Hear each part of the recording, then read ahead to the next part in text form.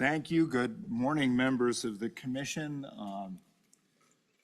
Stephanie, thanks for your work. We're a little bit behind, but that's only because of the infrastructure down here, which we have finally gotten to work correctly. Director, I would, if you feel it's appropriate, I would open with a roll call. Thank you, Mr. Chairman. Do a call for roll. Commissioner Meyer? Here. Commissioner Racines? Here. Commissioner Pope? Here. Commissioner Naves? Here. Commissioner Wallace? Here. Commissioner Reville? Here. Chairman Gordon? I'm here. Excellent. Sir, you have a quorum. Thank you. Director Apollo, please feel free to proceed. Can do, Mr. Chairman. So we'll start with our typical quick announcements. Agendas and sign-in sheets are in the back of the room. Please fill those out. And my monthly disclaimer here. Key decisions pertaining to the Wyoming Stable Token Initiative will be made by the commissioners of the Stable Token Commission or the state legislature in public meetings such as this. At this time, no blockchain has been selected for deployment of Wyoming stable tokens, and no Wyoming stable tokens have been issued. Further, the only commissioners are those appointed by statute, the governor, or a majority vote of the commission. Information outside of these public meetings should only be considered factual and legitimate if it is distributed through our official channels.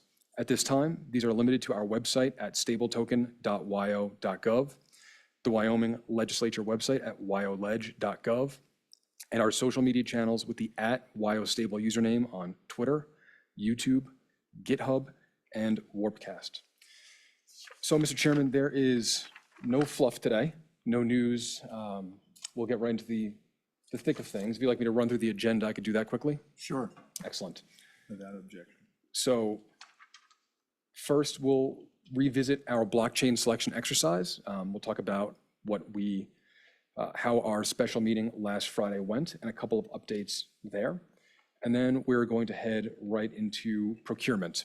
So one of our working groups has been working on requests for qualifications.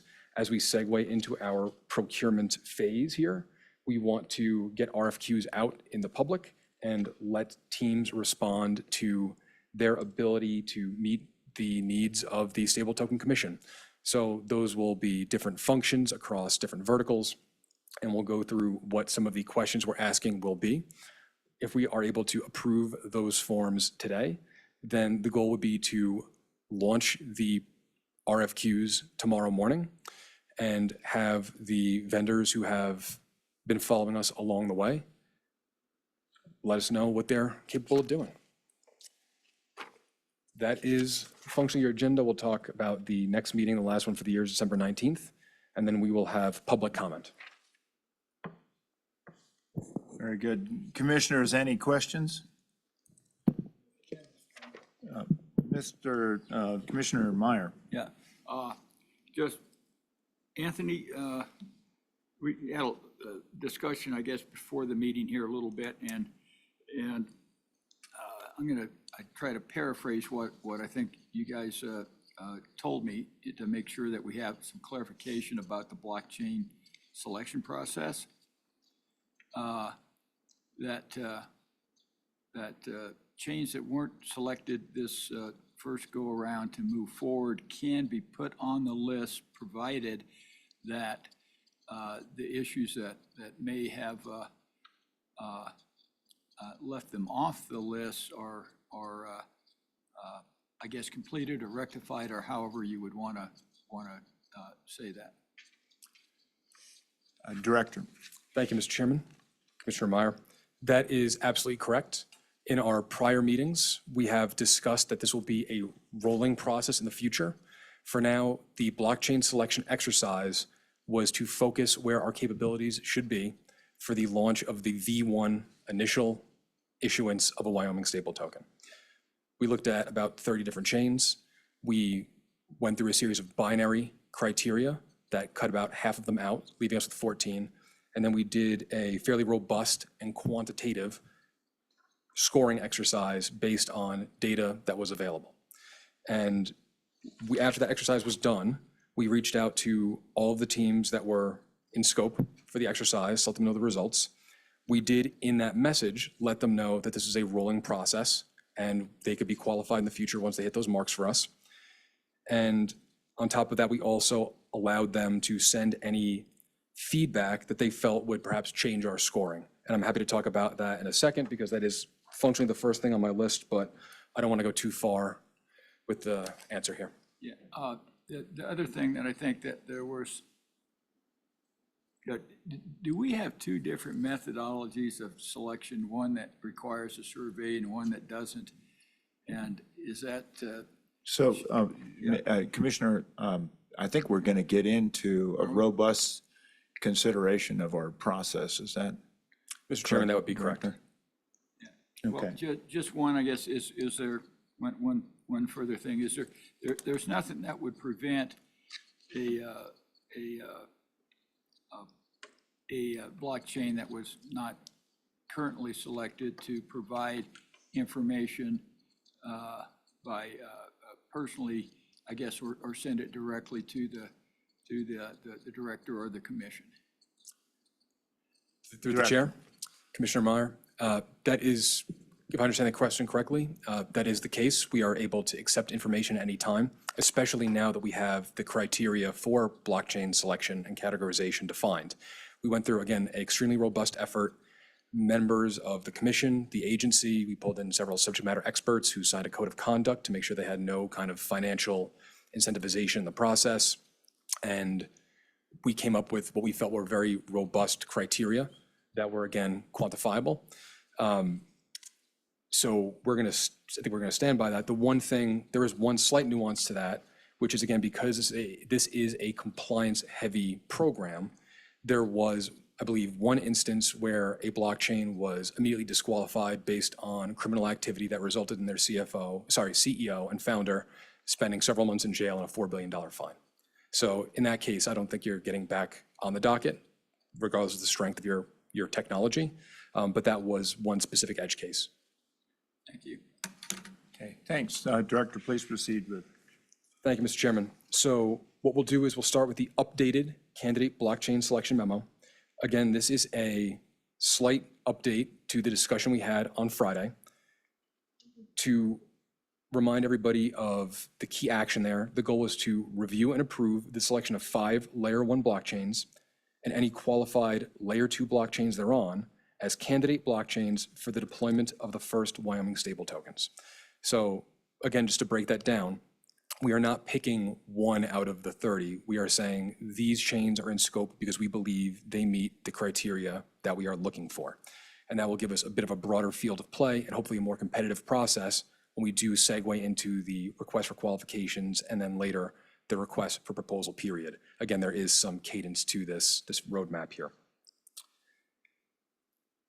In terms of the background, I think I've sufficiently covered this already, talking about the criteria that we did. I will again mention this was all publicized fairly immediately after our meeting on Friday. So everything we do, we're looking to build out in the open and be transparent about it. So if anyone is looking for those criteria, they are on our website, both from Friday's discussion, and then I uploaded a slightly updated version for this discussion, which again called out the candidate blockchains, which we'll talk about in a moment. Flipping over to page 2 of the memo. Again, to recap our analysis, and again, I think this is where we've already had a bit of discussion this morning. We had a breakdown in a funnel for how we assessed these chains. The first thing we assessed them on was 5 binary criteria. These were yes or no responses. Either you currently have this technology or you do not. And we required every one of the chains to hit all 5 of those criteria to move on to the next section, which was our scoring rubric. This is where we applied quantifiable criteria, such as transaction speed, transaction fees, active users on a given chain, daily active users over a 3-month average. And that was a heavily quantified part of this exercise. We then looked at 5 additional benefits and 5 additional concerns. Benefits being things like these blockchains already have use cases on top of them that the Wyoming stable token may pursue in due time. Think about those as integrations with payment rails or perhaps with other public entities. Additional concerns, well, we already covered off on one, which would be any kind of criminal activity, but also if there were technical issues with a given blockchain, they were dinged a few points here and there for those issues. We also noted that the way that blockchains work, there are many different models for how they operate. We did our best to compare apples to apples, but this is always going to be a slightly imperfect exercise. We think we mitigated that risk quite a bit. And I also noted here that, again, a Carl Sagan quote, "The absence of evidence is not evidence of absence."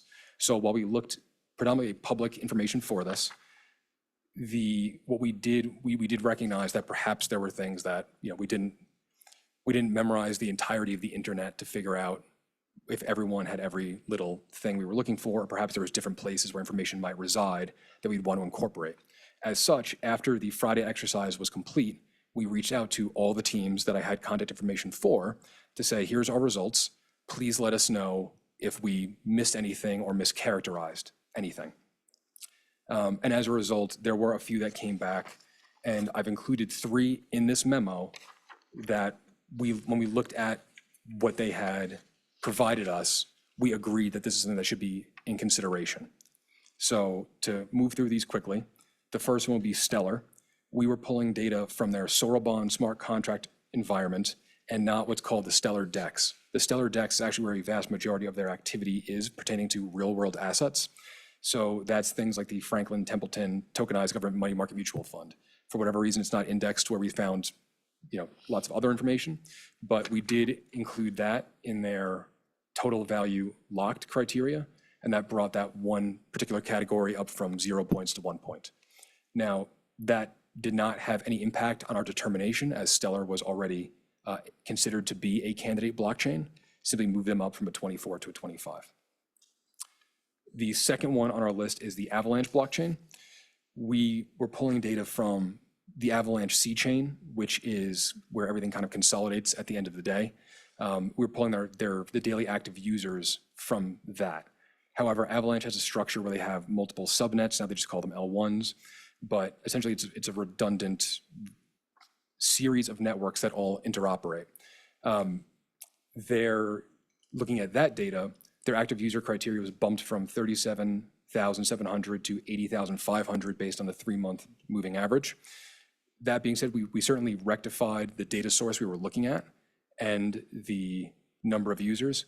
However, in that particular instance, that did not move them up in the scoring criteria for us. So while we made sure we recognized where the perhaps best source of truth is, it did not impact their score. However, there was also the transaction per second activity on Avalanche. We again looked at the average of L1s rather than just the C chain. That moved them up to 34 transactions per second, and that moved them from, in that particular category, about transaction speed, that moved them from a 0 to a 1, moving their total score from a 26 to a 27. Avalanche was already considered to be a candidate blockchain, so there was no impact on any of the determinations there either. And the final one was a blockchain called Liquid. It's a layer 2 on top of Bitcoin. We had a discussion with them about how a very nuanced part of their structure called functionaries work. That did move them into the public and permissionless criteria, which is one of our binaries. So they definitely checked that off. And then we also got into the weeds on the asset management platform, which is integrated via a firm called Blockstream to that platform. That gave them the permission to onboarding via whitelisting addresses, and actually does have the freeze and seize capabilities. However, Liquid is in a position where they still did not have support, as far as we could tell from our conversations with on-chain analytics firms. They were not covered by 2 of 4 that we were looking at. So they did not hit that last binary criteria. But again, this is an instance where should they hit that last criteria, they would then move on to the scoring rubric. And again, thinking about this as a rolling exercise, they would be up for consideration at some point in the future. So those are, again, I want to be specific, the 3 that reached out, whose feedback we said, yes, this should be corrected, and was reflected here. There were a few other platforms that reached out with data, and we did not feel that it would move our determination. I'll pause there. Commissioner Meyer. Yeah, I'm just curious on one that scored a 27, which is almost up at the top. They've got less than 100,000 coins in circulation. Through the chair, Commissioner Meyer, this is daily active users. Daily active users. Okay, daily, less than 100,000. So I'm just wondering, the daily active users, what was that weighted one way or the other, or how did you weight? Because it seems like that's a really, really important aspect. Through the chair, Commissioner Meyer, that one specifically was a 3-month moving average. We predominantly used I think we used Artemis for that one. They allow you to say over the last 3 months, the average daily active users is X. To go into the weeds on this one, Avalanche, so again, just to be extremely specific about this, Avalanche now has a video game called Off the Grid that is available, and it has integration with their blockchain. It has up to 1 million users a day on it. However, it is on a test net. So we did not include that because we did not feel that'd be representative of the metrics we are trying to pull here from the main net data. Even if that's a L1 or a subnet, it would be the main net. It would not be a test net. I'm just wondering if there's a scale, like for every 100,000 daily active users, you got a point, or? Through the chair, Commissioner Meyer. So I'm not sure if you have this one in front of you, I may have just held this one on for myself, but when we went through this exercise on Friday, we went through the scoring rubric. So for daily active users, for everything in the scoring rubric, we give it a 0 to a 3 as a score. Okay. And for active users, under 100,000 is a 0. So in this particular instance, we're talking about Avalanche and the 80,000 users, it's still a 0. A 1 would be 100,000 to 250,000. A 2 would be 250,000 to 500,000 daily active users. And a 3 would be over 500,000 daily active users. And again, this information is all public for all of these chains to look at. And unless the commission moved to change the criteria, because there was a vote to accept this in the last discussion, they would stay the same until the commission determines that it is not the criteria they want to have. All right. Thank you.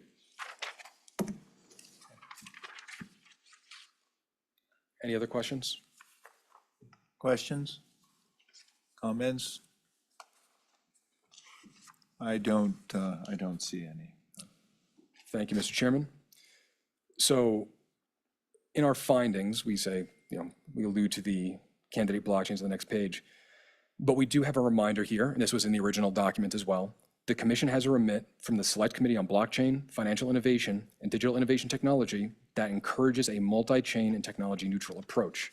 As such, we can expect blockchains that were not considered as candidate blockchains in this exercise to eventually host Wyoming stable tokens. Again, I will reiterate that has been there and will stay there. On the last page, there is the updated scoring. You see that Avalanche is now higher than several others as a result of that 1 extra point, but this is factually the same list that we had last time. So there's no movement on any of the scoring in regards to that. In terms of commission action, no action is required because none of these moved around. So, and conversely, no in-scope blockchains were moved out of scope. That is what I wanted to cover off on our updated candidate blockchain selection memo. Are there any questions? Mr. Chairman. Questions? Yes, Commissioner. Anthony, I guess I'm not sure I understand how do these candidates then, are those put into the RFP process when we're putting RFPs out? Will we say they need to be built on these blockchains, or how does that work then? Through the chair, Commissioner Wallace, that is absolutely correct. The concern that the commission, the working groups had in previous discussions was if we have the infinite landscape of blockchains able to submit requests for qualification or RFPs, we'd be in a position where we'd have to look at perhaps a 3-digit number of different chains that all work differently, that may have different numbers of users, and we'd be trying to do this blockchain selection exercise concurrently with the request for qualifications and the proposals. And we've had, between the discussions we've had here and with the subcommittees, that's why we wanted to accelerate the blockchain selection discussion, so we could have, so we could figure out what this initial cohort would look like a little bit ahead of time before we got into the RFQs.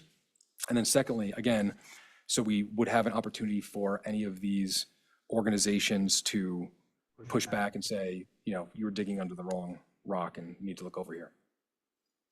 So then just to follow up on that if I can. So then if somebody's not on this original list and we put RFPs out, is it practical that they could issue a token in the future without being involved with the initial vendors that we would select? Through the chair, Commissioner Wallace, I think that's directionally correct. I do want to be specific that as we move very rapidly into this initial issuance, we would be looking at these 9, again, based on the determination of the commission. If the commission so wished to change that, they would certainly be, it would be the imperative of the commission. But what I will say is, you know, for example, one model we can look at is the state construction department. The state construction department in their procurement rules, which we modeled ours very closely after, we didn't include this one thing, but we could in the future, is, again, rolling qualification, where we say for X thing that we need, you apply every 2 years. And if you have it, when you know, at that renewal period, for lack of a better term, then you're in for the next 2 years.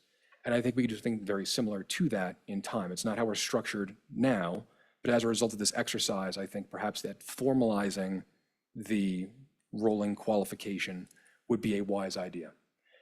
Also, why, just to keep rambling on here, we did extend our emergency rulemaking. We have not filed a regular rule set yet because we may want to include this sooner rather than later. I've spoken with Mr. Devin Kenny in the Attorney General's office. We both agreed we'd take a look at this before Thanksgiving and to make a final determination by the end of next week about what we want to do, and then we'd go from there. Thank you, Commissioner. Further questions? Commissioner Not Meyer. necessarily a question, but a comment. It seems like if you're not in this first queue of 9, you're going to be at a severe disadvantage of using our token. Through the chair, Commissioner Meyer, I would wholeheartedly disagree with that. I think with the technology we're seeing now, with cross-chain interoperability, bridging, even just last week, we saw BlackRock's Buildle fund launch 6 new chains, completely interoperable. They're expecting to, they're expecting to grow their volume for their stable token very quickly. Not something that I think most people have access to because it got a $5 million minimum ticket size on it. But we are seeing more and more of these networks embrace interoperability. And that's what we've been talking about since we got the remit from the select committee in November of last year. Mr. Chairman, I had thought, you know, a year ago, we were talking about onboarding 1, beta testing it, and then perhaps onboarding another one in a month or 2, and now we're going to onboard 9 at once. Through the chair, Commissioner Meyer, to be specific about these 9, it is not that we would onboard 9 at once for the first issuance. What we're looking to do is as we go into the qualification and request for proposal period, we want to make sure the funnel is sufficiently open so we have a competitive bidding process. The concern is if we picked one, we'd be at the behest, perhaps, of 1 or 2 teams who would perhaps tell us what to do more than we would be able to create a competitive process across multiple chains that, again, we all believe are qualified. So we're still launching on 1 to start. I would not, and again, through the chair, I would defer to Commissioner Naves, to a certain extent here, who has experience operating a cross-chain stable token, about how long the testing takes for all of these. But again, we're building this with a cross-chain mentality for the end result. Okay. Commissioner Naves, do you have color you want to add? Governor, yeah, Anthony is accurate to clarify your understanding is still correct, that even though the process of selection is going to include 9, the launch is going to be in 1 to start with, and then you add the other ones. Testing for each one of these chains prior to launch is an extensive testing process to ensure that you're not missing anything and leaving any gaps open that can introduce risk to the ecosystem. So the goal is still, as you stated, to start with one and add more in a rolling basis. The 9 that were initially pre-qualified were for the process of going through the qualification, not necessarily for launching the token on day 1. Thank you. Thank you, Commissioner Alves. Further comment, Commissioner Meyer, a question? I'll have some thoughts on it, but I think we want to make sure that we understand there, each one of these people have to do something in different qualifications when the next group comes on. I think that there's going to be some milestones as we move in here that we might want to consider that are a lot less than 2 years. And I'm thinking that perhaps when you put the first one on and it gets qualified, then that would basically, anybody that had not met the qualifications between that period and the time period that you're looking at putting another chain on, that might be a window or door that other people can actually join the list. And so it seems like it's a reasonable thing, but we'll roll that around in your guys' head. We'll talk about it later on. Thank you. Thank you, Commissioner. Director. If there are, thank you, Mr. Chairman. If there are any other questions on the updated candidate blockchain selection memo, we will move on to another one, a request for qualifications memo. I'm going to ask one more time, any questions?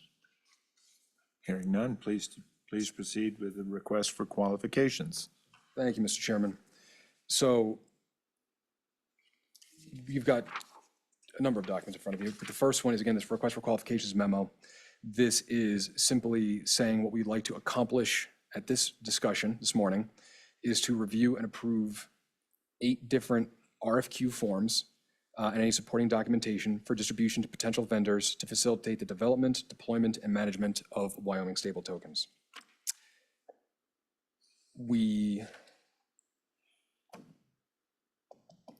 So a lot of this work has come out of one of our operations subcommittees, which is the Procurement and Integrity Working Group. What we did was look at all of the functions and features that we believe we require for a compliant and technically sound stable token to be issued by the state of Wyoming.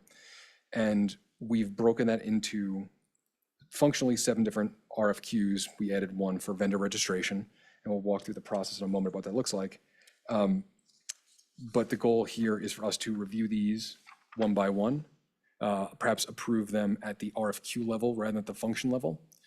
And if that is something we can accomplish today, again, the goal for us will be to migrate these within the Notion platform that we use for our website, where they're on kind of a hidden back end right now as we've developed them, move them into the public forum, and alert all of the potential vendors we've talked to along the way that this is where we are in the process, and we are moving forward with RFQs. So again, this is just to get kind of give a framework for what the motion could be as we move through these. But if you flip over to the next document, that's our request for qualifications packet. This one has some more meat in it. So just to walk you through it, there's going to be some things in here I think everyone already knows. From an introduction perspective, we talk about the Stable Token Act and what we're looking to accomplish here. From this procurement section, we do note that in the legislative session earlier this year, the Stable Token Act was amended and allowed the Commission to administer its own bidding and procurement processes or to rely on A&Is as we see fit. And again, I called out that our procurement rules as they currently stand are available for review on the Secretary of State's website. And again, we're issuing a request for qualification for service providers, consultants, qualified individuals, consortiums, and other interested entities who could perform key functions as specified below, but more or less in the RFQs. In terms of the scope of work, we again list out what those RFQs will be. Moving over to page 3, the project period. This is specifically talking about the duration of the build. The expectation is this would have an anticipated start date of March 2025, and we'd be able to launch a testnet token fairly quickly, followed by a fully reserved version of Wyoming stable tokens on at least one blockchain mainnet by June of 2025. Applicant eligibility is the next section. So again, RFQs are open to the public. So not only will I be distributing these via email to all of our, the people I've talked to along the way and kept track of, this will be posted on our website. So again, if we miss someone along the way, they can certainly tag in and submit an RFQ as well. The subsequent request for proposals will be limited to companies, organizations, consortia, and individuals that we do deem are qualified to undertake the engagement. And again, the commission has determined that the following blockchains will be in scope for the procurement process as candidate blockchains: Solana, Sui, Avalanche, Stellar, and Ethereum, inclusive of layer 2 networks, Polygon, Arbitrum, Base, and Optimism. One thing that was not written explicitly here, but perhaps based on some of the conversation this morning is worth noting, we are simply talking about the actual blockchain platforms here. If there are development teams that prioritize their time and commitments on one chain that perhaps is not in scope but has capabilities on another chain, they are certainly not precluded from submitting an RFQ regarding what their capabilities are on one of these candidate blockchains. So I want to get that on the record as well. If firms are reviewing the RFQs and have questions, we've created a portal through Notion as well. There'll be a little button that Steph set up that says, ask us a question, and we'll stay on top of that. The goal for us with that exercise is to make sure, like we did with the request for information period about a year ago, to make sure that whatever questions we may answer for a potential vendor, we are anonymizing and making that question public to everybody else who's involved or interested in this process to maintain information parity between all potential vendors.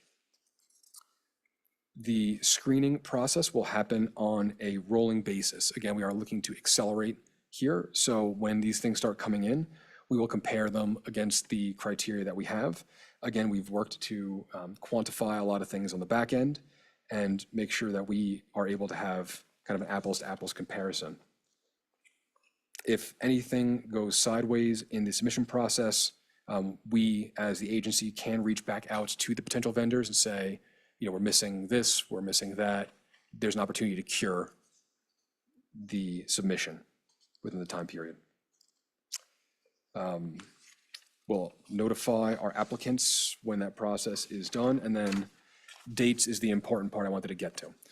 So again, I think there may have been a little bit of confusion between the blockchain selection process that was performed by the working group and the request for qualifications. So again, the goal for us is to kick off the request for qualifications tomorrow, and that will run 3 weeks until December 12th. We'll be reviewing those on a rolling basis again as they come in. And then the goal would be to determine or announce the qualified parties at our meeting on December 19th, and also launch the request proposal for those qualified parties on December 19th. We'd give them 6 weeks between the 2 holidays then to submit their RFPs by January 30th. And then we would take 2 weeks and change to review, again, a smaller subset of inbound proposals. That would likely include interviews, that will include work by an evaluation committee that is set up along the way. And then from there, we would move very efficiently and quickly into the contracting process and engaging with the selected vendors. In terms of rights and disclaimers, we maintain the right to extend or terminate the solicitation process at any given time. And then when it comes to the submittal information, again, we have different ways to access the portal that people can get in there and see what we are up to, and they could submit their responses. I will note that we do require for every submission that the submitter certifies they are an authorized representative of the team they say they're representing, and the information is factual. And that will allow us to get into these RFQs. Are there any questions on the memo or the packet? Commissioner Meyer. Are there anything in this series of packets that the blockchain, the original ones, or anybody else wanting to apply has to comply with? Like vendor registration, did the blockchain people register there? Does everybody register there? Through the chair, Commissioner Meyer, you're front running me just a smidge here, but the And actually, thank you, Steph, I will need that big packet. The reason I say we have 8 RFQs to approve, even though there's only 7 in terms of content, is because we do have this RFQ 0 in front of you. This is the vendor registration form. And the expectation is that no matter who you are, completely agnostic of the candidate blockchain cohort, the expectation is everyone would be submitting this to us. There's a couple of questions in here we need to know about from kind of an agnostic perspective. I think we've talked about these in the working group. Some of this is, around insurance coverage at kind of a high level. Do you have D&O coverage, E&O coverage? If you are doing something specific in the crypto space or even in the finance space, what does your coverage policy look like? And then, of course, we make sure that they check the box that says that they reviewed the request for qualifications packet too. So they've read the instructions. I guess on the smart contract development, is that blockchain or I guess, or what, I'm searching for, can it be Python, can it be blockchain? Is there anything that directs people that they can, what they can and can't develop in? Through the chair, Commissioner Meyer, there are no stated limitations in this. Again, if we're talking about candidate blockchains, there is a smaller subset of languages those are going to be written in. Solana is Rust, Ethereum is Solidity. Many of the layer 2s then are in Solidity as well. But we're not kicking anybody out of the process for using a different programming language. Thank you. Any other questions on the overviews there? Questions, comments? Commissioner Revelle, if you, anything? If there are none, Director, do you want to sort of do these one at a time? I think that is what sorry, Mr. Chairman, that may be what we have to do. My thought is this, again, every one of these different packages you have in front of you Right. is a function, and we'll walk through what that function is. However, the functions are consolidated within the RFQs. So my thought would be or the commission would, like to approve at the RFQ level, not every single pamphlet here, not every single function. All right. So we'll take this as the general consensus that we're on the right track on this first piece. Okay. Mr. Chairman, thank you. So again, RFQ 0 is the vendor registration form. All vendors must submit one copy of this registration form regardless of the number of RFQs they submit, because again, they will be able to submit however many they want and that their capabilities qualify them as. We'll ask for a legal entity name, a DBA name, a physical mailing address, a certificate of good standing, either from a U.S. Secretary of State's office or international analog. We ask for a public website, number of employees. We do want to know the key members of your firm, so your C-suite executives. Again, we talked about the insurance piece already, and that the checkbox to make sure they've read the packet, essentially the instructions. And then for pretty much all of these, you'll see repeated, so I won't say it every time. The submitter name and the submitter email will be a constant. For this one, we also have the submitter phone, and we also, across all of these, will have additional information and additional documents. If firms feel like we need to know more information, we're going to give them a way to pass that on to us in a structured manner. And of course, again, we have the certification at the bottom that they are an authorized representative of the prospective vendor described above, and the responses herein are true to the best of my knowledge that I am aware that pursuant to Wyoming Statute 6-5-303, I may be penalized for knowingly making a false certification, acknowledgement, declaration, statement, or submit a false claim or voucher with intent to defraud. So I'll read that once, but that one will also be on every one of these packets you see. Comments, questions? Hearing none? Please proceed. So, Mr. Chairman, I think in this case, being that this is a full RFQ in and of itself, perhaps You move want to it. approve this. Okay. That way, if there's amendments to any of the others, we can handle that separately and kind of check the boxes as we go. Fair enough. Fair enough. Mr. Chairman, Okay.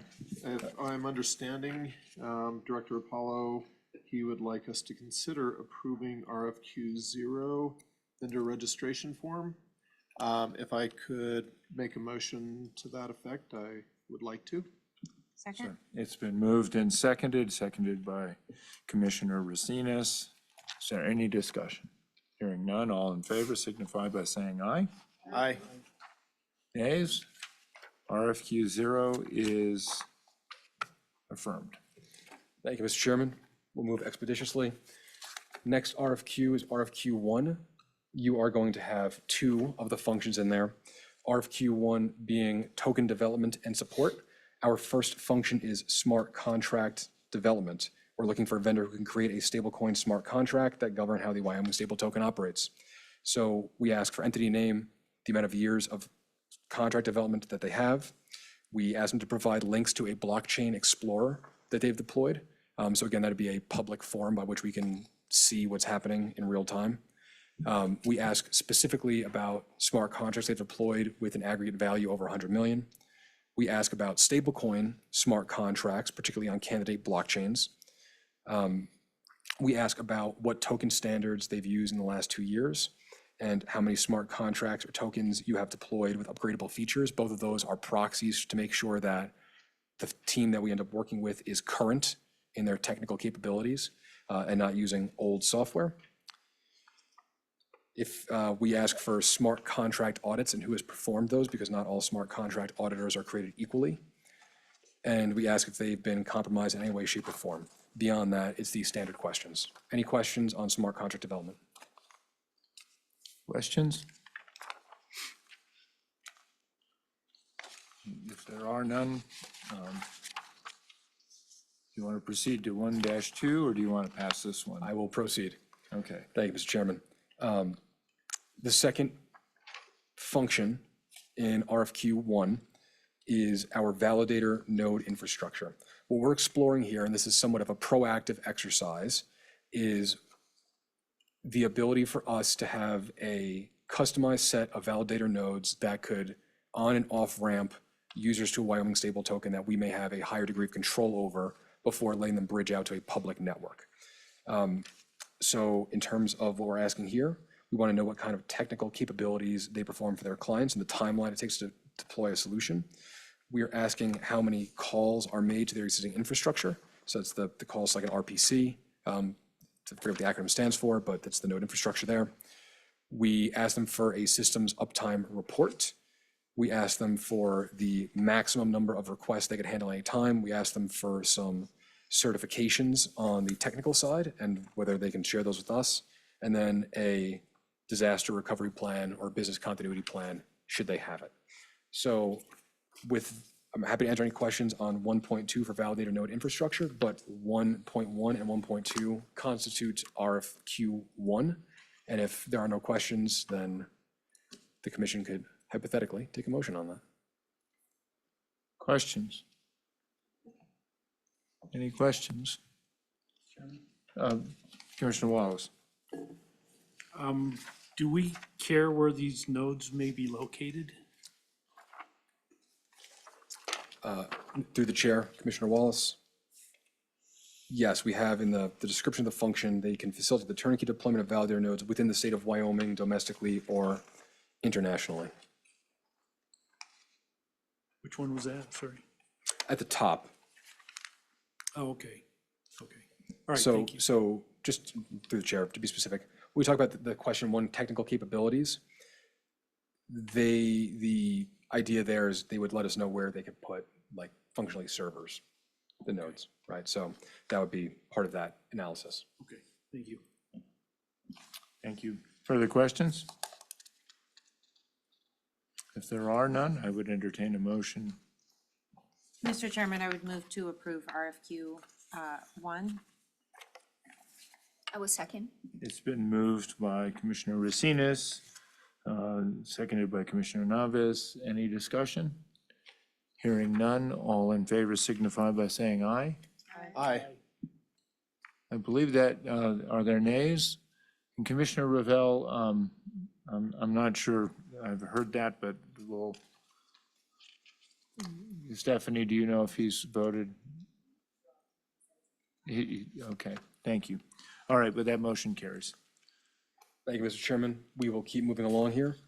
The next RFQ is RFQ 2 is token listing and distribution. So to frame this appropriately, this is the commission looking to leverage the capabilities of a centralized digital asset exchange that could work as what we call in our business plan, a licensed service provider, more colloquially, a reseller of the tokens. Wyoming State will always be the issuer of Wyoming stable tokens, but to help us get those tokens in the hand of retail customers, we would look to leverage the expertise and robust infrastructure of a centralized exchange. So for the first one, this is the exchange itself. We're looking for a vendor who is a centralized digital asset exchange who could facilitate the facilitating the distribution of stable tokens to institutional or retail end users. So we ask for daily trading volume over the last 30 days. We ask for transaction count over the last 30 days. We ask what US regulators they're currently registered with, how many cryptocurrencies the exchange currently supports, how many fiat-backed stablecoins the exchange currently supports, and for the list of those things. From a compliance perspective, we ask for SOC 2 Type 2 reports, and then we ask about any kind of downtime from that particular exchange. We also have the penultimate question here about bug bounties. These are essentially pools of capital maintained by large technical providers that should someone, what's called a white hat hacker, a beneficent hacker, is to find an issue with a given platform, bring it to the attention of a firm before they exploit that issue, they are typically rewarded financially for that. So we would be looking, with the size and robustness of exchanges we would look to work with, we would expect them to have a certain amount of bounties on the line. And then the last copy is, of course, we ask for their BSA AML policy, inclusive of their KYC program. Any questions or additional comments on that? Questions? Don't hear any? Proceed, Chairman. please. I will keep moving. Second one is custodial wallets. So the majority of people, well, one of the real potent use cases for digital assets is your ability to self-custody. Most users do leverage what's called custodial wallets, which would be wallets that are maintained on the back end of one of these platforms. So we want to understand more about the custodial capabilities of a given exchange. And the questions we ask in that capacity include, have you custodied greater than $1 billion in aggregate value for each of the last 3 years? We ask about, to describe their custody solutions, because there will likely be a kind of a quilt of different solutions: cold storage, multi-party computation, hardware wallets, hot wallets. We ask how many high volume money services business integrations they have. These would be things like fintech platforms, payment rails. We want to understand if they've integrated with those well, because that might be a vector for us to scale the Wyoming stable token faster. We ask if third-party security audits are conducted on a biannual basis with publicly available reports. We want to understand their tech stack and its robustness.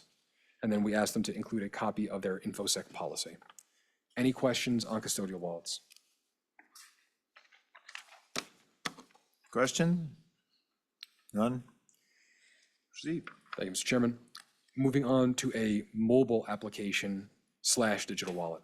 So many of these exchanges also have mobile apps. That's another way to get Wyoming stable tokens circulating in more hands and create more volume and liquidity that way.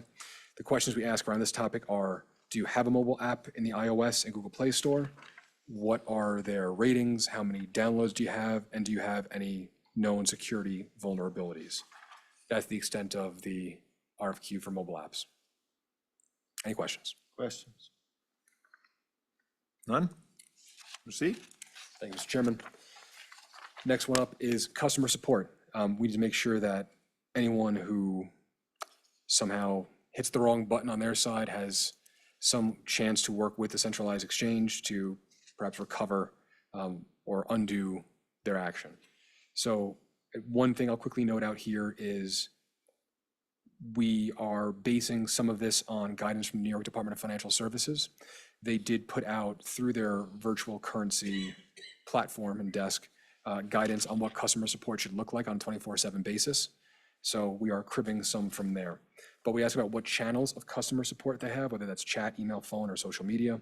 We ask about 24/7 availability, average response time for customer support tickets, their customer satisfaction score, the percentage of issues received and resolved within the first interaction, which is known as first call resolution.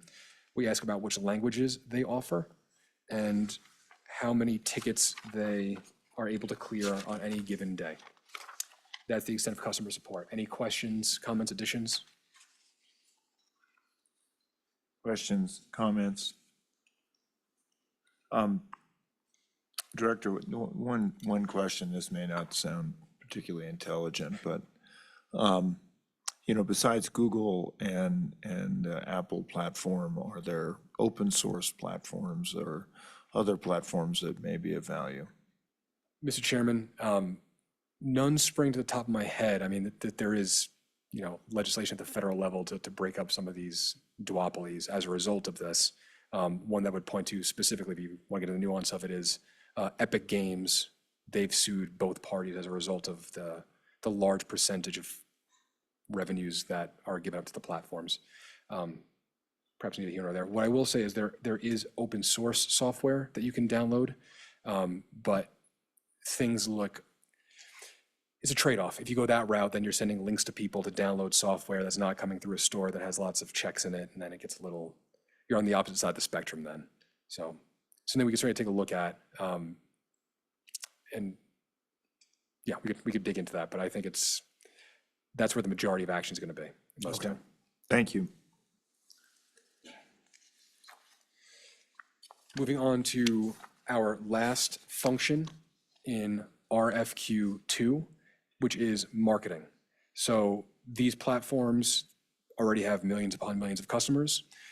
We hope that by working with them and listing a Wyoming stable token on a given exchange, they would help us market the token and reach their end users. So we ask a couple of questions around the average trade volume for a listing campaign, what social media channels are being utilized, average click-through rates for emails. We ask about which jurisdictions they've successfully launched in, because we do hope over time it could be a global product. We ask if there's an educational program. A lot of these organizations have pretty robust learn sections on their websites. There's even some that have the ability to answer a few questions or do a 5-minute demo, and they'll send you some very small amount of that digital asset or cryptocurrency. So it's incentivized learning, which is great.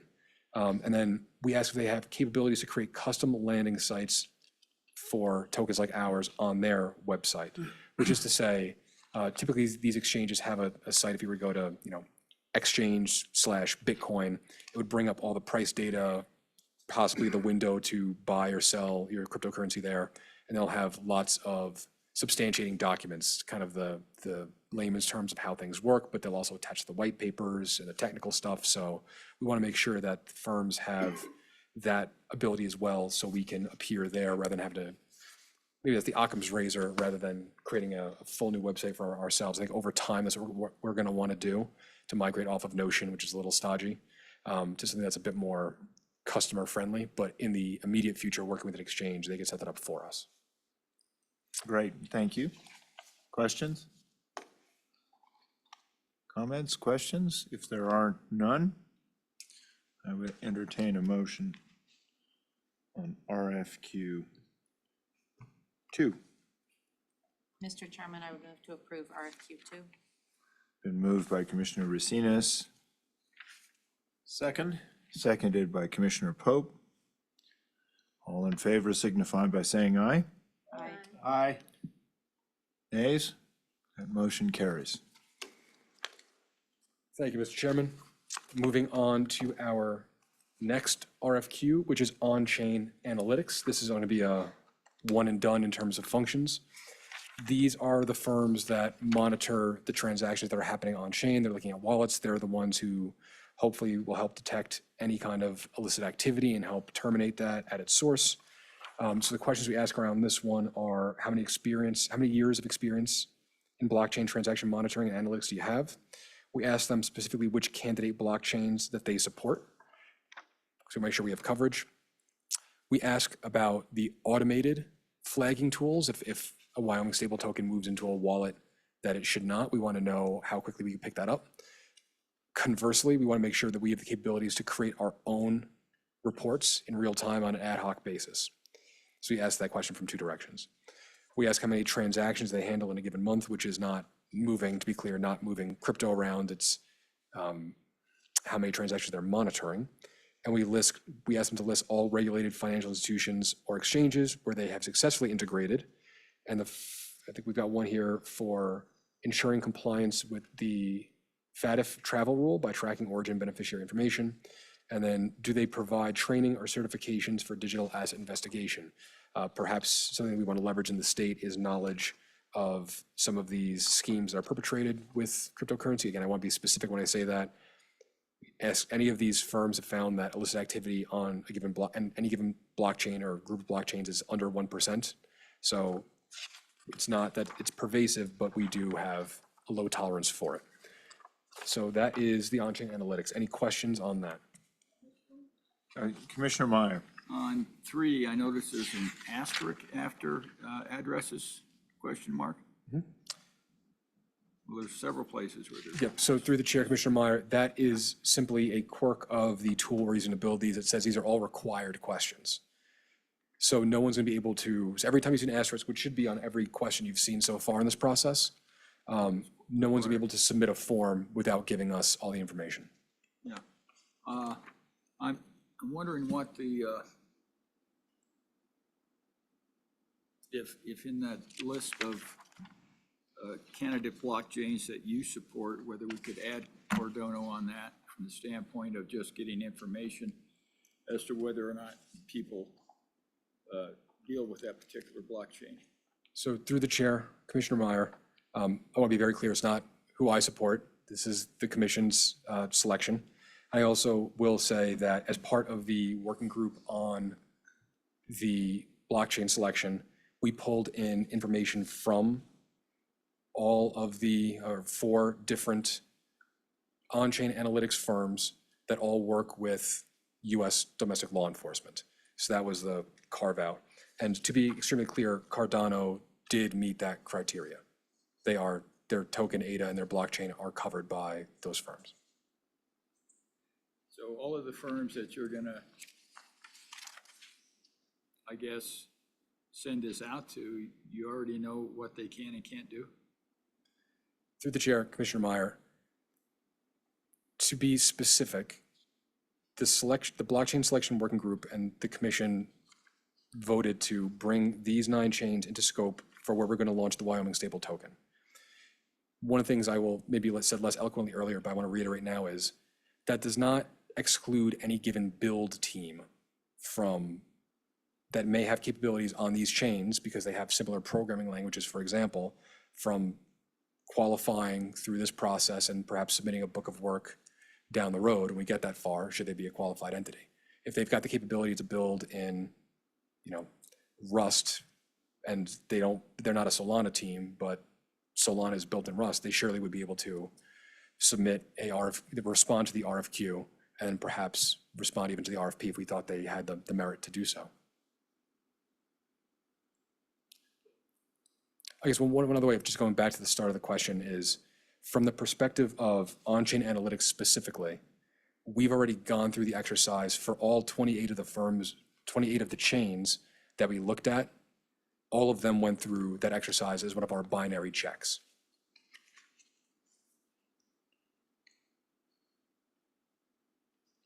But we're gonna hire a on-chain, I guess, analytics vendor to do what we've pretty much done, or just, I'm trying to figure out. So through the chair, Commissioner Meyer, the on-chain analytics firm the on-chain analytics firms are essentially tool sets, right? So what we did in our exercise with the blockchain selection is we wanted to make sure that when we were looking at the ecosystem of chains that are out there, we're gonna need to have transaction monitoring capabilities in some capacity.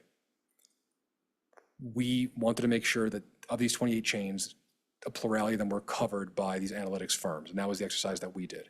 In terms of engaging an on-chain analytics firm for the Wyoming stable token, That's where they would give us all of the intelligence and tooling around monitoring transactions to say, this is an OFAC, sanctioned wallet that's on an SDN list. Make sure Wyoming stable tokens don't go over there. And that's where these automated checks come in to bounce back if someone tries to send something to one of those. And we may be even able to preclude that send in the first place at a technical level. But in the case that we're not, this is the kind of on-chain intelligence that will let us know what's happening in real time. That's the goal here. Commissioner Navis. I Thank don't know you, where there's Governor. any. If I can answer your question, Kurt, directly, the only exercise that was done is, you, Chain Analytics, do you support these chains, yes or no? The exercise did not delve into looking at the capabilities of these blockchain, these analytics firms. That's what the RFQ is for, and they will be doing the work. The only question that was asked was, from the 28 blockchains, you firm A, B, C, and D, do you support them, yes or no? It's a checkbox, yes or no. That's the only exercise that was done thus far. I hope that helps. I guess what I heard is that the people that we're going to send this to will probably have the capability to check all of the 25 chains that showed up. Through the chair, Commissioner Meyer, not necessarily. There is a bit of diversity about what they cover. But you do know that all of the ones that you send this out to do support chain analytics on Cardano. Through the chair, Commissioner Meyer, I believe, I don't want to speak out of turn, but Cardano definitely hit the metrics for, so again, the binary criteria of being covered by 2 of the 4 on-chain analytics firms, they met that. I couldn't tell off the top of my head if it was 2 or 3 or 4, but they surpassed that criteria. I guess I'm trying to figure out here if you have one of these analytic firms and they can't do all 9 of these, then are we going to hire 2, or are you only going to work with the one that can handle the full load? Through the chair, Commissioner Meyer, that's at the heart of your question, I think, is the reason why we are in several places around this process talking about the vendors coming as a consortia, because if we could be in a situation where we have the build going on over here on chain X, but the analytics team is working on chain Y and doesn't cover chain X, we'll then have to make a determination of who we want to move forward with and put that all together ourselves. Or what would be much easier for us is if they kind of, we can't prejudice the process and tell them to go talk to each other, but if they were to find each other and come together as a package and say, it's this chain plus this analytics firm plus this exchange, they would cover off functionally on all of the different RFQs we've talked about so far. Next. Thank you, Commissioner Meyer. Further questions? Further questions? All right. Members of the commission, I would entertain a motion to approve RFQ 3. So moved, Mr. Chairman. I'll second. Been moved by Commissioner Racines, seconded by Commissioner Naves. Any discussion? Hearing none, all in favor signify by saying aye. Aye. Nays? That's a no. Thank you, Commissioner Meyer. Commissioner Meyer is a no. That motion does carry. Thank you, Mr. Chairman. Moving on to RFQ 4, which is reserves management. This is a bit of a longer one. So once we get through this one, we're around the bend. And I will just quickly say a thank you to the Treasurer's Office, who joined along with our working group to put a lot of context around these to make sure we had some good questions. So the first one up is very brief. It's investment management services. This is to make sure the vendor facilitates the handling of financial assets and other investments on behalf of a third-party client and can do so under an investment policy statement. So we ask about their fund performance over a 5-year history. We want to make sure they're in the first or second quartile. And then we ask for reports proving that. We ask if their fund or portfolio has maintained an aggregate size above $50 billion for each of the last 5 years, and evidence as to that as well. Pretty straightforward. That's about it for this one. Any questions? Very good. Moving on, Mr. Chairman, custodial services for fiat currency. That one's pretty self-explanatory. In terms of the questions we're asking, have you custodied an aggregate amount of fiat currencies over $500 billion for each of the last 5 years? We ask them to upload the proof for that. We ask if they're compliant with US banking regulations and for evidence as to that. We ask about their capability to integrate with SWIFT and ACH. We want to make sure they've got their hooks into the legacy rails as well. We ask about their ability to provide same-day reconciliation for all accounts.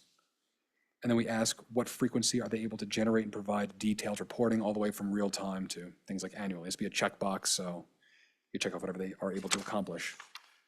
We also ask, in this one specifically, about the type of insurance policy they hold for fraud and operational risk, including what the minimum amount per occurrence is covered. So that one did get, from an insurance perspective, we did want to ask that one specifically at this juncture. Any questions on that? Are there questions? I do have one. The concern I have really relates to what the requirements are, and this may be something that we have to look at a little more carefully for collateral on holding these things. Wyoming has certain requirements, and they were, in fact, one of the concerns I raised to the legislature. If this is going to be a tool that can be valuable for our domestic banks or in-state chartered banks, I want to make sure that we don't disqualify them by having custody rules that somehow obligate them to collateral that they cannot meet. So that may be more of a discussion, but do you have any reflection on that, Director? Mr. Chairman, I think at the highest level, because I think I do agree, maybe it's a deeper conversation. At the highest level, from my perspective, this is reflective of getting the first token out there with a substantive amount of structure behind it, and then working to see how we can perhaps diversify where these funds reside. I know there's been a lot of exploratory efforts along the way. We've done some on the financial side. We've also, going back to the discussion around the validator nodes, right? That may be a different method for getting community banks and credit unions involved with this if they could function as Wyoming validators, and then that would hopefully have no associated cost of capital with it or other controls that may be onerous. It's just kind of a way to get them involved without having to muck up the balance sheet in a way. So I think this is a financial exploration as much as it is a technical one, and I'm happy to continue having that conversation. Thank you. Yeah, Mr. Chairman, I've given that a little bit of thought, and I think that one thing that we may have to consider is making sure that our community banks can take stable tokens as a deposit. And then I think that gets them, to the extent that we have some stablecoin usage within our state, then that would allow them to I guess, take it in just as if it was a dollar bill. And I think for the, like the TDOA program, you might be able to even have a lesser, because the state's getting money through the stable token investment in treasuries. I'm not sure if we could even have a lower interest rate on the TDOA program, because you're still getting more in total through the state, although it's not necessarily going through the same pathway. So I think there's some opportunities there, but we've got to make sure that that they can be accepted as a deposit to our local banks, which is a little outside of the stable token, but still, and I think in the governor's realm. Thank you. Mr. Chairman? Commissioner Pope. You mentioned that Wyoming has rules for the custody of cash that is sovereign cash, I guess, for lack of a better word. Should we have a question in here, are you willing to comply with Wyoming's rules for the custody of sovereign cash? Director. Mr. Chairman, Commissioner Pope, you might know better than I do about the sovereign cash elements of this, but I'm happy to, it's fairly trivial for me to add a question to this. I'm happy to do so. Just would like to understand perhaps the specific, what we're trying to get at here. It's a good question. I guess I'm going to turn to our community banker. You know, I guess I just don't understand how they could comply with that, honestly. Because if it's got to be, if the fiat has to be backed, basically anything over 250 with US securities. But aren't we using that fiat to buy US securities? So I guess I don't know as though we would really be holding a lot of fiat in any one place. It would just be a transition, I'm assuming, right? Once the tokens have been cashed in until they're distributed. Yeah, through the chair, Commissioner Malzahn. So I guess in that case, I mean, if they're holding 500 billion in fiat, they would have to be large enough. I guess it would be a good question to ask them if they could back up that fiat deposit with US Treasury securities as collateral. And Commissioner Wallace, I like you, don't envision a lot of this sort of staying around for a long time, but the volume is what I was concerned about. And if you're precluding our banks, out of the box from being able to participate in this effort, that was what I was concerned about. Yeah, and that's, I can't imagine any state community banks are gonna have billions of dollars in securities sitting around that we could pledge for this.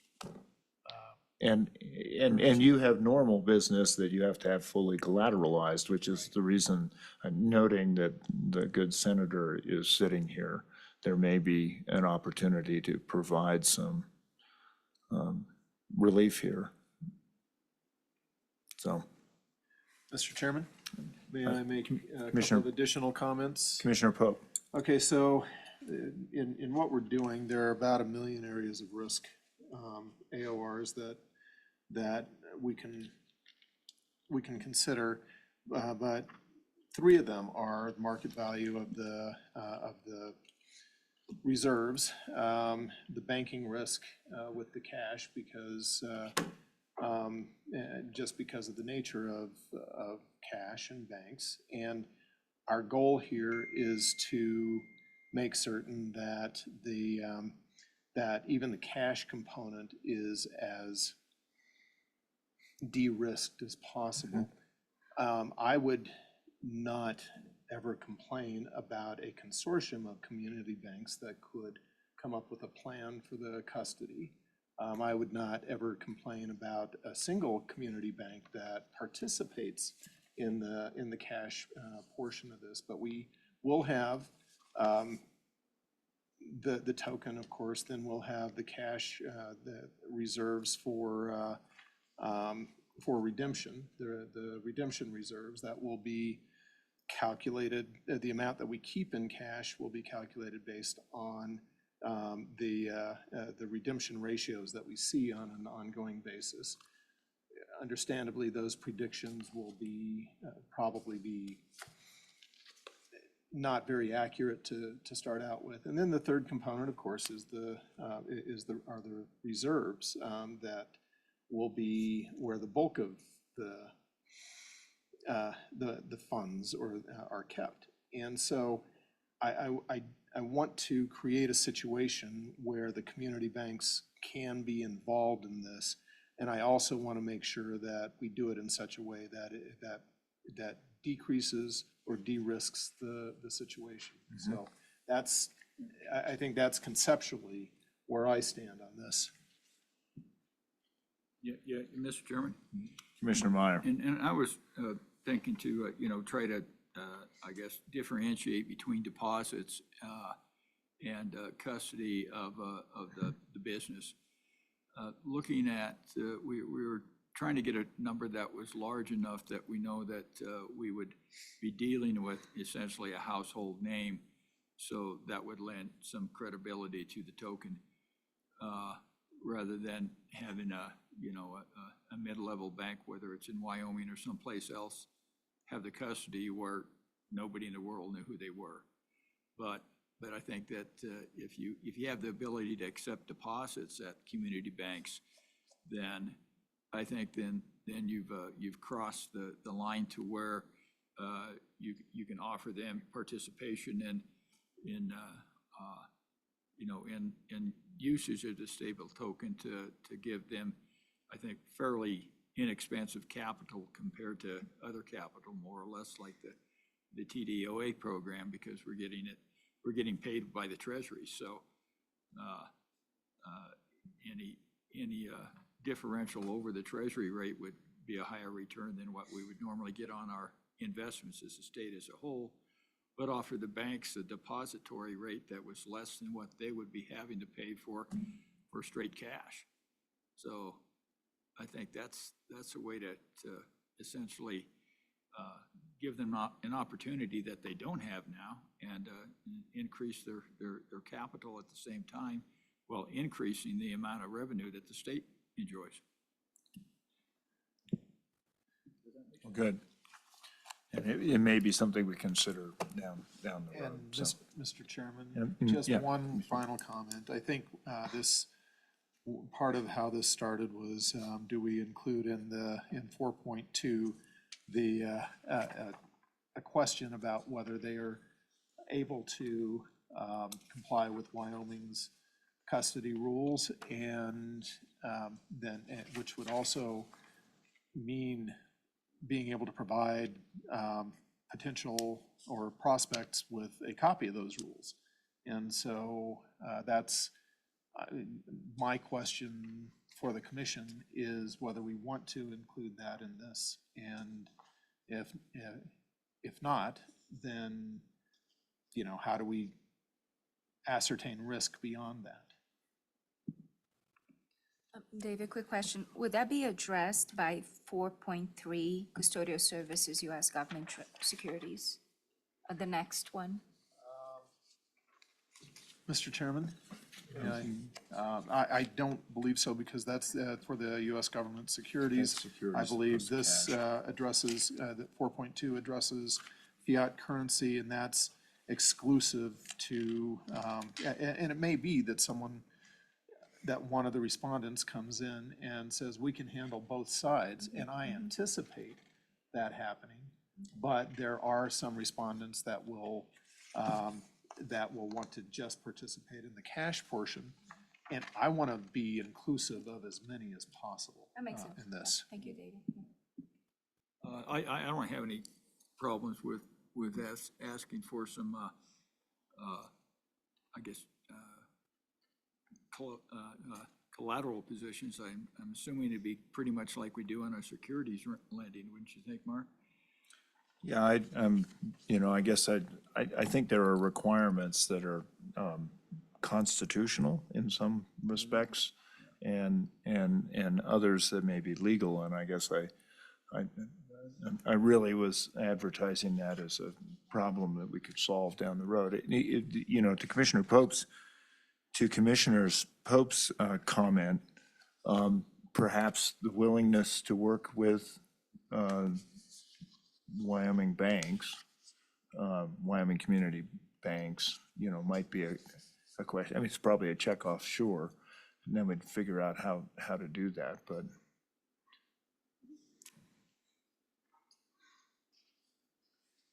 Mr. Chairman? Sure. Director Apollo, I would love to hear your comments on this, and how difficult it would be to add to, I understand the initial RFQ is saying, what are your qualifications? But I think one of those qualifications may need to be on the collateralized custody side. And so how would you think we could modify this to address certainly my concerns? And there may be others on the commission that hold the same thoughts, I don't know, but that's one of the things we're here to discuss. Through the chair, Commissioner Pope, we could simply add a question here to get at the heart of what you need to get at. If you've got language for me, I'm happy to put it in. Mr. Chairman? Commissioner Pope. The proper amount of collateral is available. I think that that would be wise. I think that a simple question of what is your proposed collateralization for the cash reserves? That takes it away from, a little bit from what I understood the Wyoming sovereign requirements are, but it also gives us a little bit of additional knowledge of what their capabilities are, and we can judge whether or not they would fit within those requirements. And again, I don't think the fiat currency RFQ can or should be limited necessarily even based on the size of the institution, because I think if we have multiple institutions, now it may create an operational and a logistical concern, but that's something we have to address as we go through the selection process. But, you know, again, a consortium of community banks, a single community bank that really wants to be part of it, I don't want to necessarily exclude in this process, but I think we have to look at the risks, the tactical advantages of all of those things. Yeah, absolutely. Commissioner Wallace, any thoughts on that? No, I appreciate Commissioner Pope's comments, and I agree completely with him. I do think we need to include something in there that, no different than any other state deposit, as it would have to be either insured or collateralized. All right, so language. We can Mr. Chairman, entertain I it. would propose a simple question about what is your proposed collateralization or insurance in order to protect the deposit, something like that. Not being an attorney, I am at a disadvantage in that section. We have one right next to us, and newly admitted to the bar, by the way, so. Commissioner Wallace, does that meet with your sort of intent? Yes, I think so. Commissioner Naves, is there any, specific? No, I don't have any concerns. My curiosity was just the question that I asked you, David, whether 4.2 and 4.3 play together and address your concern.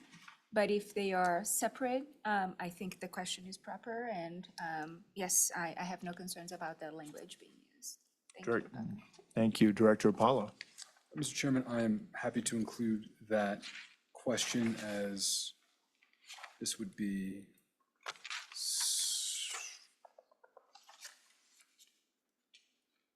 Mr. Chairman? seven.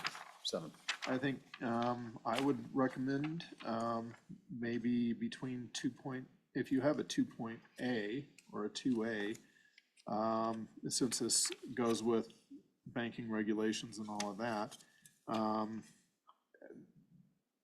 maybe that becomes a new 3. Okay. And then renumber appropriately. 4-2.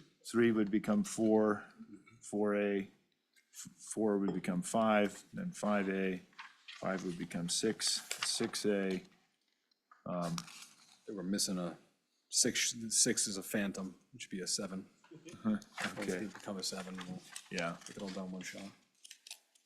And then on the following, are those all is that 8 and 8A or? Mr. Chairman, we typically don't number the submitter names, additional information. We typically don't number those. Fantastic. I guess, Mr. Commissioner Meyer. Yeah, the one thing that we don't have in here, and is that we have in all of our investment things, is that you have to comply with the laws, rules of Wyoming, and the contract has to be approved by the Attorney General. And essentially that that lets everybody know that we are sovereign and we have sovereign immunity. So through the chair, Commissioner Meyer, it's not appended to every single one of these, but we do in the homepage that we've built for the RFQs where these all live. You got that- you got We that do have boilerplate? we have a general services contract to work with Mr. Kenny in the AG's office for that. Okay. And so we'll be very clear, like this is what the standard looks So like. it's not in here, but you've got it covered. Okay, Right. good. 'Cause And- we don't have to do it everywhere. Thank you. And I Mr. would Chairman? add just one quick last note. When we, My if I may, apologies. when we get into the RFPs, we should be more specific about the types of contracts, whether it's audit, whether it's reserves management, we should be leveraging existing contracts, even, which will be anonymized and whatnot. But when we start getting to the RFP phase, we'll be more specific about that as well. Very good. Commissioner Pope? That was the input I was going to have, and sometimes I act on, based on thinking about things that may not be said as opposed to things that weren't said, so my apologies. All right, is there further discussion on this? Proposed additions to language, we can either vote on that or we can take that on a consensus. I see consensus, okay. With that, then, if there is nothing more on 4.2, we can move on to 4.3. Mr. Chairman, before we move on to 4.3, pardon if I'm being a little over-engineering this, but for a lot of these questions, we are asking for evidence of how they're proving they have X, Y, and Z. When we talk about a proposed collateralization or insurance to protect the deposit, is there specific evidence we should be looking for that, or is that more of just a verbal description of what their intent would be? Chairman, Commissioner Wallace. I think they should be able to provide some kind of joint custody agreement or something to that effect. So just a sample of that maybe, or if it is insurance, a copy of insurance.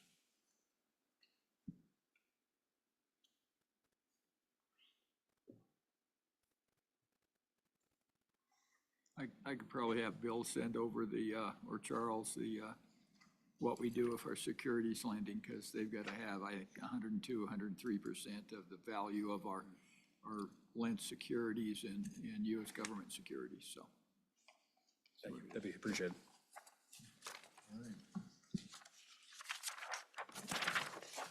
Very good, thank you. Thank you, Mr. Chairman. Appreciate the dialogue. Moving on to custodial services for U.S. government securities. On this one, it kind of mirrors the last one. Have you maintained a daily balance of more than $500 billion U.S. Treasuries throughout the last 5 years? Can you provide reports to prove that out? Are you compliant with all relevant SEC, OCC, and Treasury regulations governing custodial services? Do you have a web-based multi-asset custody platform with reporting tools for near real-time asset tracking? So again, trying to get, with a group that's a bit more technically sufficient as well. We ask how much coverage does your insurance policy have for custodial services? We ask about SOC 1 and SOC 2 reports. Give us a copy of your last audit. We ask about RTO in the case of delivery. And we ask for a Moody's or S&P rating. Any questions on 4.3 custodial services for U.S. government securities? Any questions? Madam Auditor. Mr. Chairman, just a general question, knowing or showing my ignorance, but I'm guessing these high asset requirements are, it feels like we're intentionally narrowing this down to, I shouldn't say intentionally, but there's only a few players that are in this size level. Is that accurate? I mean, there's not 30. Through the chair, Commissioner Racines, I think generally across the board on all of these, that will be the case. Gotcha. And I know I've kind of always flaunted the numbers, but it's well over, 700 people across 300 companies I've talked to at this point. We got to tighten the funnel a little bit. Yeah. Thank you. Thank you, Commissioner Racines. Any further questions, comments? Questions or comments? If there are none, I guess we can move on to 4.4. Can do, Mr. Chairman. Middle and back office services, we make sure they have their own ledger. It's pretty straightforward. Do you have tools that allow the ability to pull real-time balances of total reserves held by financial counterparties? We ask about how many transactions they process daily on average. They ask how many financial entities do you manage with at least $1 billion in assets under management? Automated reporting comes back here as well. And then how long does it take for you to deliver a back office report after trade execution? So that is 4.4. Questions? Seems pretty straightforward. Mr. Chairman, 4.5. that was the intent. Yeah. I know it's me, but sometimes we do try to get this done straightforward. So fund accounting administration services, we ask how many different funds across hedge, mutual, or blockchain-based clients do you have? What experience do you have? We ask about different government fund structures, so GMMF in a series structure or a fund of one. What is the total assets under management across in-scope fund structure? Do you comply with your accounting standards? And then what platforms do you use from a technical perspective? We also have the last question here, document the instruments in which you have expertise, execute and settle U.S. government securities-based repurchase agreements and reverse repurchase agreements. We wanted to make sure that repos, both sides of that, showed up in there as well, because we do know that most of the holdings of the large incumbents in the stable token space are in that overnight repo market. So we wanted to double click on that. Questions? If there are none, move to 4.6. Thank you, Mr. Chairman. Daily NAV calculation and publication. What is your record for net asset value calculation error? Do you have the capability to deliver a daily NAV by 6 p.m. Eastern every day? How many funds do you calculate a daily NAV for? Can you provide an automated audit trail of daily calculations? And then attach a document. Again, very straightforward with this one. Questions, comments? 4.7. Thank you. Attestation support, also fairly straightforward. How many financial audits do you support annually? Are you able to generate compliance reports for regulatory bodies such as the SEC, FINRA, IRS, and Treasury? And have you had any material findings during external attestation reports? So again, just making sure that whoever we're working with is our kind of larger financial counterparty has the ability to support the audit and attest function, which is separate, and we'll talk about shortly. Commissioner Navis. Yeah, Governor, just a quick question. As Anthony, as you may be aware, some of these reports, whenever financial institutions have exams, are confidential. Most of them are confidential and they cannot be disclosed to third parties. So they may be limited in what they can provide to us at this time, at this juncture. Should they move on to that process, we may need to consider and potentially discuss with the Attorney General's office our legal ability to request access to these forms without jeopardizing the financial institution's compliance requirements with their regulator. Thank you. Thank you, Commissioner. If I may, Mr. Chairman and Commissioner Navis, thank you for the point. So for this one specifically, we're just asking the question, have you had material findings, yes or no? And then we say, please explain. We don't ask for any attachments or anything. So we'll be hands off for the time being. But again, this is, again, another instance where the delta between RFQ to RFP is going to be exponentially more. Sure. Further comments, questions? All right, 4.8. Thank you, Mr. Chairman. Additional banking services. This is our kind of catch-all at the end. Providing a copy of a license with the Federal Reserve or FDIC for correspondent banking services. How many institutional clients do you have? Can you integrate with SWIFT and FedWire? That might need to be Fed now. I think it's Fed now, isn't it? No, FedWire's the wire system, but we may want to add FedNow as well. Although FedNow is generally a retail consumer rail that I can't imagine we'd be using here, but we may be someday.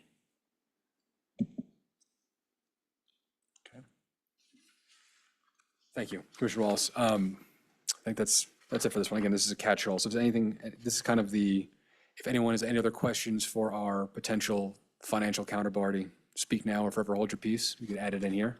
But beyond that, we are done with the largest of the sections. Very good. I would characterize it as not being around the bend. There may be plenty of people who think that. I would say it was over the hill, So, over the hump, maybe. If there are no further discussions on this, I would entertain a motion to approve RFQ 4. Thank you, Commissioner Meyer. Is there support for Commissioner Meyer's motion? It's been seconded by Commissioner Wallace. Any further discussion? If there is none, all in favor? Yep, Commissioner Pope. Chairman, I'm sorry. Just quickly to address Commissioner Nava's concern on 4.7? There, if they check that box, yes, there have been material findings and they explain it. During the RFP process, we can ask for the actual language of the material finding with any confidential information redacted. So there, with the management letter that an auditor is required to give, it includes the finding, and it would be easy to request that language, because normally those the confidential information is not included in that finding. It is just a description of what the finding was. No, thank you, David. And this is more not for the external auditor, but this I'm talking about the federal regulator, such as if they had an exam from the OCC, for example, that they had a material finding. Those reports are usually confidential, the exam from the regulator. And this is what we need to explore. In my prior experience working with regulated financial institutions, the reports of exams were always confidential, and it was the first page saying you cannot disclose this to anyone, unless, again, the regulator gives permission for that to be disclosed. And this is why I requested that at the time the agency works with the Attorney General's office to be able to secure whatever approval that we need. Very good. Thank you. Thank you. Any further discussion? If there is none, all in favor signify by saying aye. Aye. Nays? And do we have Commissioner Revelle? Yep, we're good. All approved, and so move ahead. Thank you, Mr. Chairman. So 3 of these left. First one is for internal controls. This would be perhaps more of a turnkey type of internal controls program where we could engage a third party who has done internal controls for stable token issuers before, help us set up a robust framework from day one, and help us leverage their expertise in doing so. So we ask about how many clients they have in the fintech and blockchain or digital asset sector. We ask about the reporting standards the organization is an expert or holds credentials in. We ask if they use any kind of automated accounting platforms. And then we ask if they themselves run validator nodes or otherwise for any of the candidate blockchains. We are aware of some firms that do both advisory and audit work that run their own nodes to kind of point to them and say, hey, we know these transactions are happening. We have a copy of the ledger ourselves. Okay. Questions, comments? All right, I would entertain a motion to approve RFQ 5. So moved? Been moved by Commissioner Pope. Second. Been seconded by Commissioner Naves. Any discussion? Hearing none, all in favor signify by saying aye. Aye. Aye. Nays? That motion is approved. Thank you, Mr. Chairman. We now have financial audit and attestation. So kind of hand in hand with the internal controls. This would be the firm we look to engage not only to facilitate the audit of the underlying reserves, but also potentially the agency in some capacity as we consolidate our way up to the ACFR. So we ask about how many clients they currently support in an audit and attestation capacity. How many clients in the cryptocurrency, blockchain, and digital asset space do you currently support in an audit and attestation capacity? We ask them to provide a list of supported chains, again, somewhat agnostically there. We ask them if they hold SOC 2 accreditations, the timeline with which they can complete their audits, how many crypto audits have they been engaged in, and summaries thereof. We ask about API feeds available for integrations. We ask about proof of reserves. These are firms who can, in real time, say this is how much Wyoming stable tokens are outstanding across any number of chains, and provide attestation documentation alongside that. And yeah, it's about the real time on the next page as well. So that's financial audit attestation. Questions, comments? Hearing So none. a brief- yeah, a Commissioner brief- Navis. Thank you, Governor. Just a brief comment. As the state of Wyoming is issuing this token, a critical element of the compliance program is what is called 3 lines of defense. And the 3rd line of defense is usually provided by internal audit or an external auditor. So having this function within the issuance of the token is critical for the stability of the entire program. Thank you. Thank you, Commissioner. Any further comments? Hearing and seeing none, I would entertain a motion. I will move. It's been moved by Commissioner Naves. Second. It's been seconded by Commissioner Pope. All in favor signify by saying aye. Aye. Ayes. RFQ 6 is passed. Thank you, Mr. Chairman. Last one. Ecosystem intelligence. This kind of dovetails off of the on-chain analytics. This is kind of the off-chain analysis. We ask how many years of experience working with large data sets in finance, operations, investigations, or blockchain do you have? What business intelligence and crypto analytics tools do you have expertise in? We ask about their data accuracy rates, how many bytes of data they handle and analyze a given month, their ability to deliver real-time dashboards and kind of an ad hoc basis every 15 minutes, build models with accuracy over a certain percentage, and if their teams hold certifications in relevant data analytics platforms. We also have questions about timeliness of them completing work and on budget, and whether they have any proprietary technology that the organization may own that's deployed for ecosystem intelligence. That's that.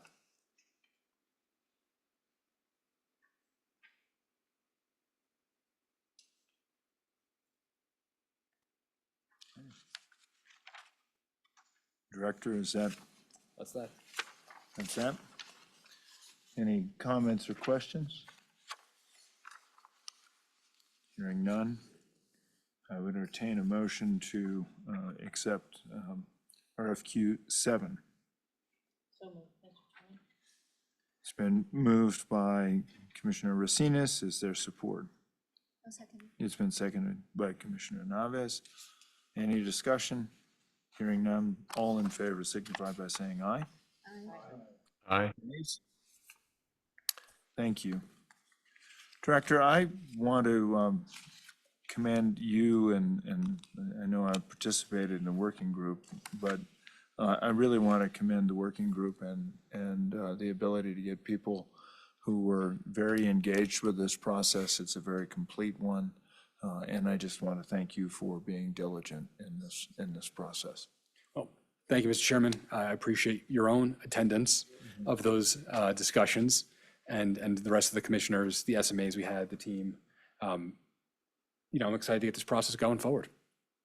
That's the long and short of it. Very good. So we are on to next steps, if you have some. I think next steps we sufficiently covered. We walked through the qualification packet. The dates are in there. We know what our marks to hit are. We've got our questions now. We'll start getting the data in. We'll do, again, the qualifications on a rolling basis as data comes in. And then we'll start lining up the request for proposal and those qualification determinations for our meeting on December 19th, which is the next one on here. We will not be having a January meeting, but we will be having an earlier meeting in February and then a later meeting in February. So that'll make it to the calendar soon. And then last thing I'll note here, Mr. Chairman, is for public comment, we do limit the duration to 3 minutes per individual or organization, or 1 question from an online participant. Speakers will be asked to provide their first and last names for the public record. And with that, I am wrapped. All right, thank you. I would entertain public comment if there is any. Do we have anyone online? Please come on up.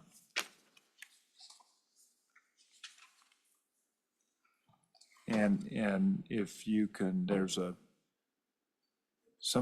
yep, your mic is hot, if you'd identify yourself. And Oh, give your perfect. name. My name is Andrew Carpenter. I am with Owlting USA.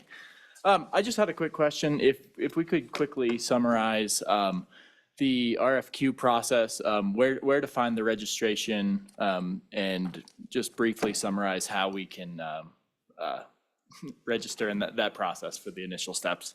Thank you. Thank you. Director Apollo. Thank you, Mr. Chairman. Pleasure to see you again, Andrew. So what we're going to do, again, to be very specific about this, is we have all of these forms in a private version of our Notion site. What we're going to do is, now that we've got the approvals, we'll move them into a public site. The reason we didn't put anything yet is because that'll likely change the link for us, and the Notion links are not pretty. So what we're going to do, and Steph has already done a tremendous amount of effort with this, there'll just be an RFQ portal button on our homepage, and it'll bring you to the site where it's going to have every single one of these be listed. The vendor registration form will be listed. The Attorney General's template contract will be there, so you'll be able to see that, and it'll be your one-stop shop. And if you don't find something there, then you'll find the questions portal to ask the question about where the things are, and then we'll get it there. I also will say we'll post it on social media. We will be distributing the link via email tomorrow morning. We've done some work when Deb came on board. We sent her announcement out we stress tested a mass distro platform. So email, socials, website, it'll all be there. And if you have any questions, let me know. Perfect. Thank you very much. That's it for me. Thank you for being here. Any further public comment? I would note for the record, the correspondence that we got on November 20th. I think it's in our materials. Just to note that it'll be, it is in our public comment. Director, is there anything else? Mr. Chairman, not from my side, so I'm clear, would you like me to publicize that, or? I'm assuming it's public comment, so I'm thinking that we should. Would you like me to address it? Is that? Sure, you can. Sure. So we're referring to input outputs correspondence to us. Correct. So this is correspondence I received from Input Output, which is the organization that works on the Cardano blockchain. We had some discussion. I think there was functionally two conversations happening. One was there was perhaps a little bit of confusion, hopefully that we've cleared up today, about the blockchain selection process being its own kind of carve out versus the more robust RFQ and RFP processes, which again, everyone is more than welcome to contribute to and respond to. I have had conversations along the way with some of the leadership members of Input Output. I know they can build on multiple chains, but there was, just to kind of get to the heart of it, when we did our research, which again is public, we had made the determination that the Cardano blockchain would be out of scope because it did not hit the binary determination we have for freeze and seize. There are ways that Cardano likely could hit that in the near term.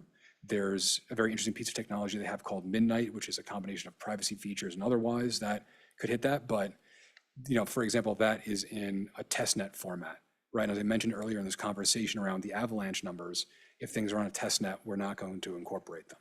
We have to make sure we're working with, we said very specifically existing and demonstrable capabilities for any of these given chains. Because of our accelerated schedule and the large effort that's going to go into this, we need to work with technology that's already been deployed. So that's the summary of it. I think I can leave it there. Again, I will say that should this piece of technology, Midnight, be deployed and take off, then it would be a very easy qualification for Cardano. Thank you. Question. How long is it that, did you say a test net, or is that the attestation of it or whatever? Through the chair, Commissioner Meyer, a test net is essentially a demo version of a blockchain is the best way to think about it. So if you're on Ethereum, they have Scipiola. If you were on Polygon, it would be the Mumbai testnet. All of these different blockchains have different testnets. Some of them are just meant to emulate the standard circumstances. Some of them are meant to simulate congestion. They're meant to do different things. But you wouldn't necessarily consider the activity that happens on them to be real. So if I was using Ethereum, again, for example, on the main net of Ethereum, you use ETH. ETH has, I don't know, a $3,000 value per it today. But if I was looking to test out a piece of software that I was building on top of Ethereum, I would use Scipiola ETH or Goerli ETH, and its value would be 0 because the chains aren't meant to perhaps maintain every transaction over time, or they prune themselves in a certain way to make them more efficient to test and speedier. So we want to make sure that we're working with real deployed technology. And there's a lot of exciting stuff being built. We just want to make sure that if we're going to be trying to launch ourselves by the end of perhaps Q1, we want to, and we're going down the procurement process now, we need to make sure that the things we might be building on top of are functional. How long does that normally stay in that test phase? Because we're going to be entering into a similar test phase, I guess.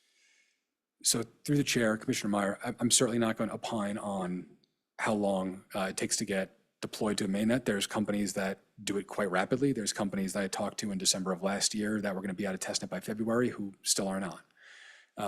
So it's completely variable on the team. It's very dependent on funding, and candidly, there's incredible technology being built with zero knowledge proofs and homomorphic encryption. This is wild stuff, and it might take some time to build, and there's just variables on top of variables in that capacity. And when it comes to us, I think to your point, and this is why the working group for blockchain selection, we were very specific to talk about demonstrable and existing technology. Is we don't want to be in one of those situations where we're on a test net for a long period of time because some part of the tech stack is dependency for us and it doesn't go live. We will, to be very specific to answer your question, we will certainly be on a test net for some amount of time because, as Commissioner Navas mentioned earlier, when we deploy our smart contracts, or before we deploy the smart contracts, you do that on the test net and you stress test it.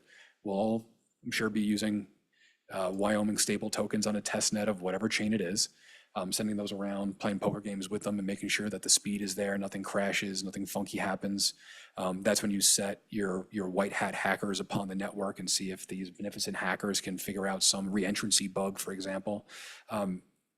But that's, again, why we're looking to a lot of existing technology, including some existing stablecoin contracts that we would have to customize, but we want to make sure that the plurality of things that we're building on top of have already been stress tested over years of work by extremely competent people who have had a lot more budget to deploy than we have. And we're looking to kind of leverage that corpus. Follow up, Mr. Chairman? Yeah. How many of these folks that we have besides Cardano out there, I think you mentioned somebody else, that are necessarily one step away or whatever? Mr. Chairman, Commissioner Meyer, again, I don't have it in front of me at this time because, and again, it's a little bit tough for me to answer because there are some that, for example, there were a number of let me see if I could do characterization. We did look at some of the privacy chains. Those don't have frees and Cs, so they're out. And they're not going to come back in. There were a number of layer 2 blockchains on top of Bitcoin, which is very interesting technology. I think in due time would have a great story to tell about what Wyoming's done around Bitcoin mining and using a stable token that may be on the Bitcoin rails, but none of them have on-chain analytics covering their operations yet. So there's different reasons why things didn't make the cut. And this is why we had to kind of draw these very strict delineations of what we're looking for. Because if you start inching things over one way or the other, in my opinion, you would have, instead of just trying to you would have everyone back in the pool for some reason or another. Yeah. I guess one other question, Mr. Chairman, if you allow me. Sure, Commissioner Meyer. The process in which if somebody gets that frees and Cs capabilities, does it have to go all the way back through the commission, or can the director make that decision? Through the chair, Commissioner Meyer, my response to that, I think we have the mandate from the legislature to be multi-chain. And I think the work that came out of the efforts that came out of the working group were quite robust. And the commission did approve not only the 9 chains that were selected as candidate chains, the commission did approve the criteria themselves. I would view that as kind of here's the guardrails. If you're playing inside that framework, you're good to go, is my personal opinion. So you don't need any motions that would say that you're authorized to make that on the blockchain receiving within the guardrails. And Commissioner, it seems to me that we are going to be getting our regular RFP rules put in place, so there's probably adequate time to comment on that there. That's in the rules, then, Mr. Chairman? It could be in the regular rules. Mr. Chairman, to quickly reiterate what I said earlier. Again, we based our procurement rules pretty significantly on the state construction department. Again, they have the rolling qualification. It would not be difficult for us to bring that back in. We did not include that. We did not think that would be too relevant for the first go around, but now that we're having these conversations, it seems like perhaps that would be a way to go, especially if, we have all these different tech stacks emerging and, maybe my brain wasn't thinking that way when we drafted it because we were thinking, rolling it forward from building a building to blockchain transactions, but I guess there's a little bit more overlap than we thought. No, and Commissioner Meyer, I think that's my observation. We were on the second iteration of our emergency rules. Well, the iteration's not right. It's the extension of the emergency rules, but those regular rules that's the point of being able to comment on them. So, Thank you. very good. Any further comments? Any further public comments? Any further online? I don't see any. If there is nothing more to come before us, I would entertain a motion to adjourn. Been moved by Auditor Racines to adjourn.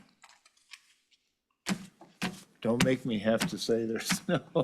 So it's been seconded. The motion failed. No, it didn't. Yeah. Like it was second. Let's stick around for a while. All right, thank you. All in favor signify by saying aye. Aye. We are adjourned. Thank you very much.